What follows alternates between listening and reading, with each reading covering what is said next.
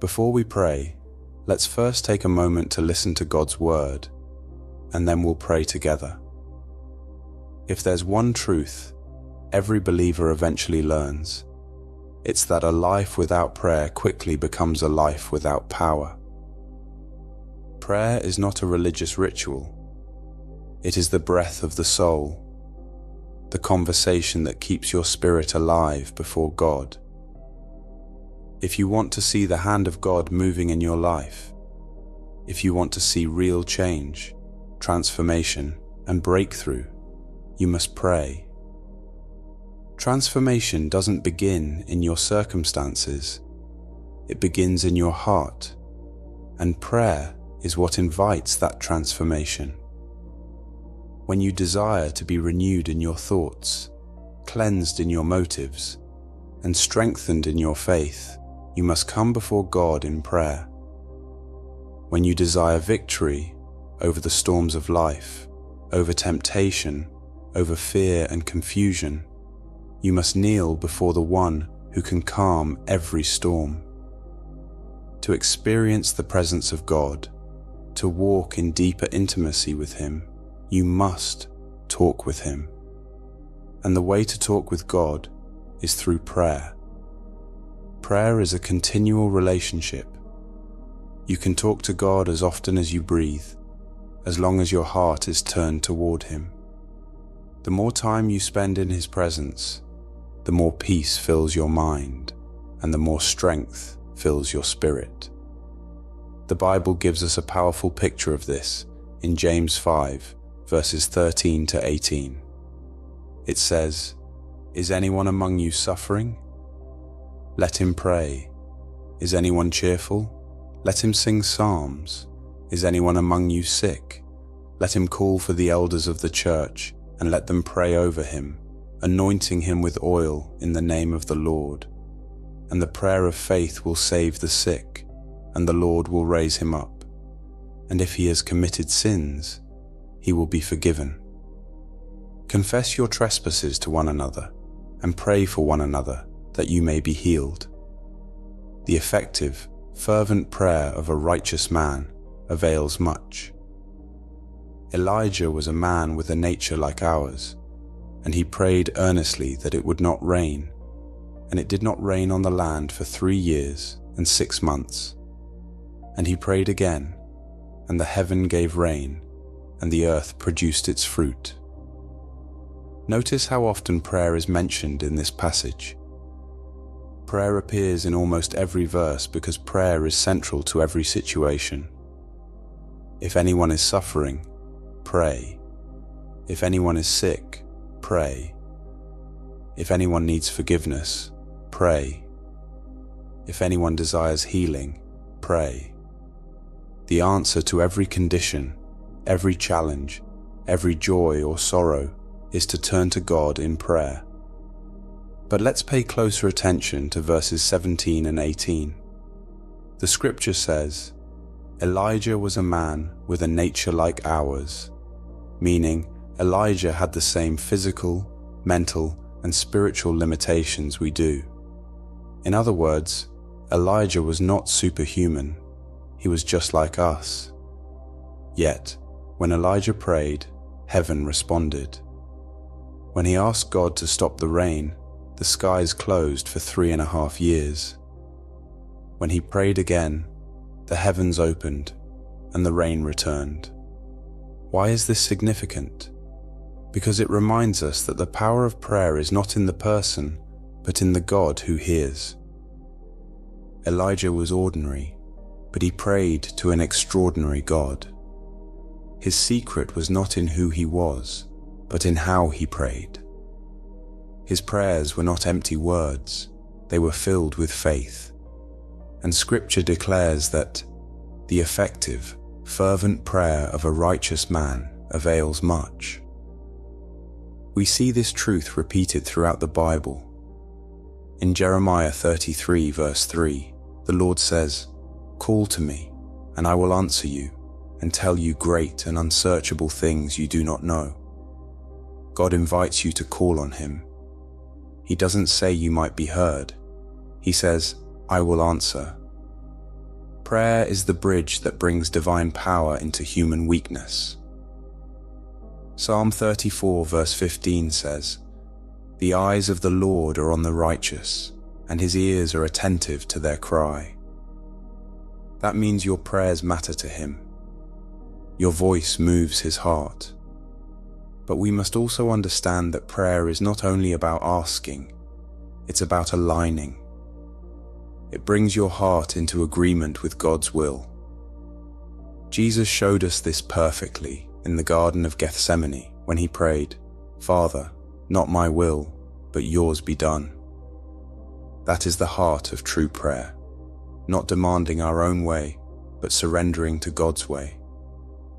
Sometimes you may pray and not see an answer right away. That doesn't mean God hasn't heard you. Delays are not denials. In 1 Thessalonians 5 verse 17, we are told to pray without ceasing. Prayer is not about how long you speak, but how consistently you stay connected. Even silent prayers, whispered in your heart, reach the throne of God when they come from a place of faith. And when you pray with faith, things begin to move. Maybe not always outside of you, but certainly within you. Peace begins to replace anxiety. Strength begins to replace weariness. Hope begins to replace despair. Philippians 4 verse 6 reminds us, "Do not be anxious about anything, but in every situation, by prayer and petition, with thanksgiving, present your requests to God." The result? "And the peace of God, which surpasses all understanding, will guard your hearts and your minds in Christ Jesus." So if you want to see change in your life, pray. If you want transformation in your thoughts, pray. If you want healing in your heart or your home, pray. Prayer is not just a last resort, it should be your first response. Elijah's story shows us what happens when an ordinary person prays to an extraordinary God. He didn't have more faith than you. He simply used the faith he had. He didn't have a perfect record. He had a persistent spirit.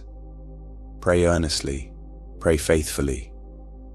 As Matthew 21 verse 22 declares, "Whatever you ask in prayer, believing, you will receive." God is always faithful. Now let's take a moment to pray together. Holy Spirit, I ask you today to help me pray. Teach me to speak to the Father with sincerity and faith. Help me not to treat prayer as a task, but as a daily conversation with the one who loves me most. Let prayer become part of my very expression of my heart. Give me a spirit that longs for fellowship with you. Let my life be built upon prayer. Create in me a heart that desires your presence more than anything this world can offer. Stir within me a desire for prayer that cannot be satisfied by anything else. Teach me to hunger for Jesus, the bread of life, and to thirst for the living water that only He gives. As it is written in John 6, verse 35, Jesus said to them, "I am the bread of life. Whoever comes to me shall not hunger, and whoever believes in me shall never thirst." Lord, make that truth alive in me. Let there be a holy fire within my soul that draws me to fall on my knees again and again. Strengthen me to pray without ceasing. Help me to stay persistent, faithful, and passionate in prayer. When my mind feels distracted or weary, Holy Spirit, renew my focus. Remind me that prayer is not wasted time. It is the most important time of my day. Your word in Philippians 4, verses 6 to 7 tells me, "Be anxious for nothing, but in everything by prayer and supplication, with thanksgiving, let your requests be made known to God. And the peace of God, which surpasses all understanding, will guard your hearts and minds through Christ Jesus." So when I begin to feel anxious, worried, or afraid, teach me to come before you in prayer. When the weight of life presses on my mind, help me to lay it down at the feet of Jesus. Teach me to replace worry with worship and fear with faith. Let your peace fill the places in my heart where anxiety once lived. Holy Spirit, awaken my spirit so I may pray in every season. Let me rejoice always, pray continually, and give thanks in all things. Open my spiritual eyes, Lord, that I may see the beauty and privilege of prayer. Remind me that through prayer, I am speaking directly to my Father, who hears, who cares, and who acts. Father, as I draw near to you in prayer, change me. Transform my heart and my character. Replace impatience with trust, pride with humility, and fear with courage. Give me a thankful heart that rejoices in every circumstance. Fill me with peace that cannot be taken away. Let prayer shape me to become more like Jesus. When I make my requests known to you, help me to remember that you are sovereign. You are not a God who forgets or delays out of neglect, but one who moves with perfect timing.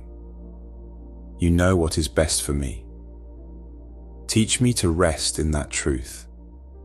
Let my heart be content even when I do not see immediate answers, knowing that you are always working behind the scenes. I hold on to your promise in Isaiah 40, verse 31, which says, "But those who wait on the Lord shall renew their strength. They shall mount up with wings like eagles. They shall run and not be weary. They shall walk and not faint." As I pray and wait on you, Lord, renew my strength. Help me not to grow tired or lose hope. When I do not see results, remind me that waiting is not wasted. Help me to trust your timing, even when my heart longs for quick answers.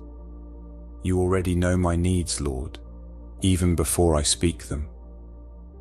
As Matthew 6 verse 8 says, "Your Father knows what you need before you ask him." I rest in that truth today. I know that you are faithful to provide, faithful to guide, and faithful to fulfill every promise in your perfect time. I choose to trust you completely. Holy Spirit, continue to draw me into deeper fellowship with you. Let my life become a testimony of what happens when a person prays. Let my home be filled with prayer.